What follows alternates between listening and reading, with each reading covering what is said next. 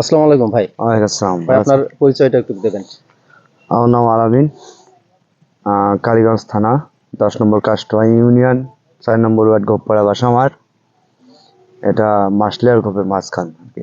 আমি আসলে আপনি একটা অসাধ্য সাধন করেছেন যা আমাদের পূর্বে ধারণা ছিল যে সমতল ভূমিতে আঙুর চাষ হয় না। আর যদি সেটা হয়ও তো ফলনের ক্ষেত্রে যেটা ভালো হয় সেক্ষেত্রে তার যে টেস্ট বা কোয়ালিটি এটা খারাপ হয়ে যায়। তো আপনি কিভাবে এটা ওই অসাধ্যটা সাধন করলেন? আসলে বাংলাদেশের মাটিতে সবকিছু সম্ভব না হলে কিছু কিছু ফলের চেষ্টা করলে হয়।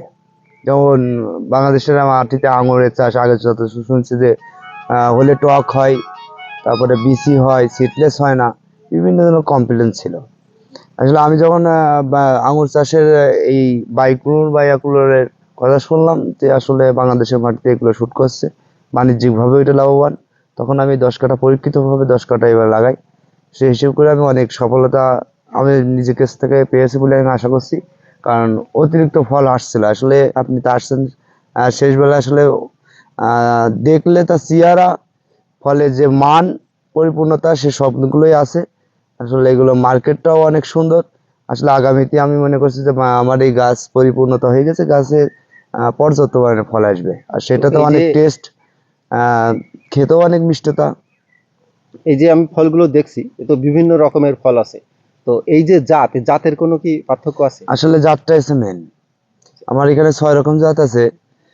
তার ভিতরে 2টি জাত আছে, যে 2টি আসলে বাণিজ্যিকভাবে এবং কি মানুষের চাহিদা আছে, যেমন খেতে টেস্টও ভালো, এবং বাণিজ্যিকভাবে যদি লাগানো হয় তাহলে সেটা লাভবান হওয়া যাবে।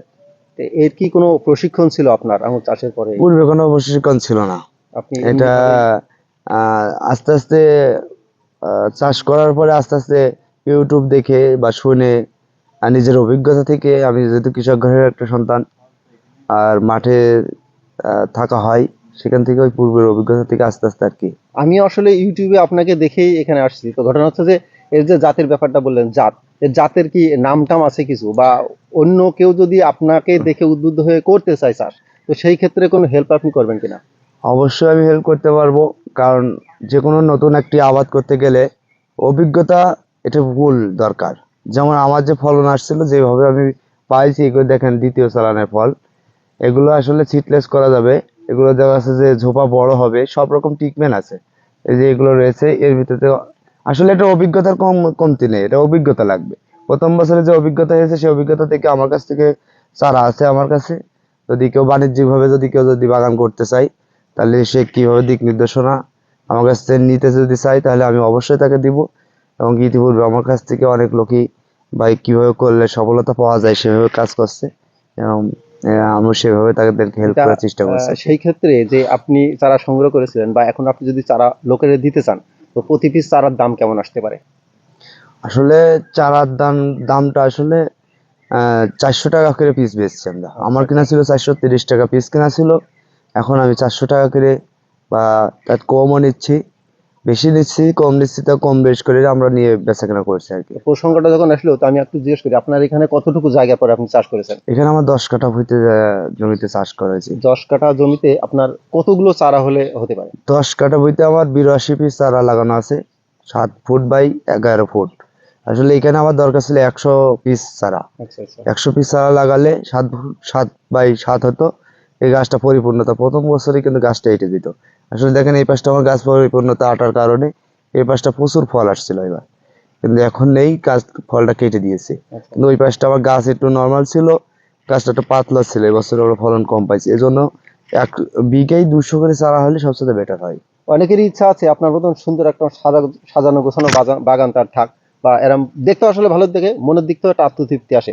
তো সেই ক্ষেত্রে আমি বলব যে কেউ যদি করতে চায়, তো সেই ক্ষেত্রে দিক নির্দেশনা আপনি দিতে চেয়েছেন।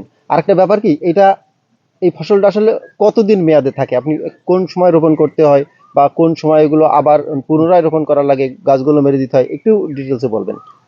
আসলে এই আবাদ, আঙ্গুর ফলের আবাদটা এই সময় পারফেক্ট, যে সময়টা যাচ্ছে বর্ষাকাল প্রায়। বর্ষাকাল। এই সময় যদি গাছ লাগানো হয়, আগামীতে ভরপুর ফলন আসবে। কতদিন মানে থাকবে এটা? এটার স্থায়ী কাল আপনার ড্রাগনের মতো 10 থেকে 15 বছর সর্বনিম্ন, দেখা যাচ্ছে 15-20 বছর থাকবে, আমরা শুনে এসেছি। কিন্তু আসলে পরীক্ষিতভাবে এই 1 বছরই আমার কিনেছে। 1 বছরে আছে এখন 15 থেকে 20 বছরের মেয়াদ থাকবে আর কি। সেইটা যদি হয় তাহলে তো আমি যে চিন্তা করছিলাম যে 1 বছরে যদি হয়ে যায় তো 400 টাকা একটা গাছ লাগানো লস হয়। হুম, তো যদি 10 বছরের বেশি যায় তো সেই ক্ষেত্রে আমি মনে করি যে 400 টাকা দিয়ে একটা গাছ লাগানো অবশ্যই লাভজনক। অবশ্যই। একটা লং টাইম আপনার গাছ লাগানোর কোনো ঝামেলা নেই, শুধু পরিচর্যা করলে হবে।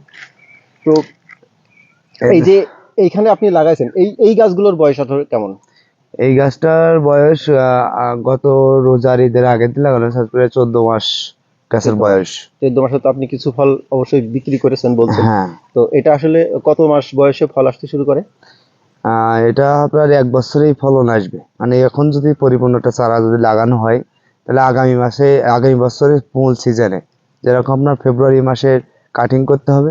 ফেব্রুয়ারি মাসে প্রথমে যখন গাছ হয়ে যাওয়ার পরে ফেব্রুয়ারি মাসে একটা পাতাও থাকবে না গাছের, তখন গাছে কাটিং করতে হয়। আচ্ছা কাটিং করার পরে প্রত্যেকটা কুশি থেকে এই বার থেকে একটি করে কস বেরোয়। এই কসের আচ্ছা থেকে আচ্ছা, প্রত্যেকটা কসের থেকে এক থেকে 2 থল করে ফল আম আসবে দাঁড়াবে। ততদিন। হ্যাঁ। তো এই যে আপনি বললেন যে একটা লং টাইম এই গাছগুলো রাখা দরকার, তা আমি আসলে আপনি একটা ছোট্ট করে ধারণা দিবেন যে প্রাথমিকভাবে যদি একজন 10 কাঠা বা 1 বিঘা ভূমিতে চাষ করতে চায় তার খরচটা কেমন আসবে? আমার এখানে প্রথমে খরচ হয়েছে প্রায় 1,20,000 থেকে 30,000 টাকা। এখন শর্টকাটে আরো কিছু খরচ কমানো যাবে। আমার 1 লাখের ভিতরে 10 কাঠা ভুঁইতে চাষ করা সম্ভব। আচ্ছা, তো প্রথম বছরে মনে করেন খরচটা বেশি, এরপরের থেকে তো খরচটা কম হয়। এই আবারতেই একবারেই খরচ করতে হয়, এর পরবর্তীতে আর কোনো খরচ কারণ তো থাকে না ফ্ল্যাট বলে গুলো আমার মনে হয়। আছে, তার বা হ্যাঁ, বাঁধ দেওয়ার এই যে ব্যাপার। বানটা বা গাছ রোপণের পরে বান দেওয়া এবং কি পিলার মজবুত থাকে। এখন আমার কাজ কিছু ছত্রাকনাশক, মাঝে মাঝে কীটনাশক, যাতে মাঝে মাঝে ভুঁইটা পরিষ্কার রেখে দুটো সার দিতে পারলে আর কোনো খরচ নেই। মানে খরচ যায় একবারেই শেষ। মানে প্রথম বছরে আপনার যে খরচটা হবে তার থেকে কিছু টাকা প্রথম বছরে উঠে আসবে, আর পরের আহ, বছরের থেকে যে ফলগুলো আপনি বিক্রি করবেন সেই থেকে এটা আহ, প্রথম বছরেই সম্ভব।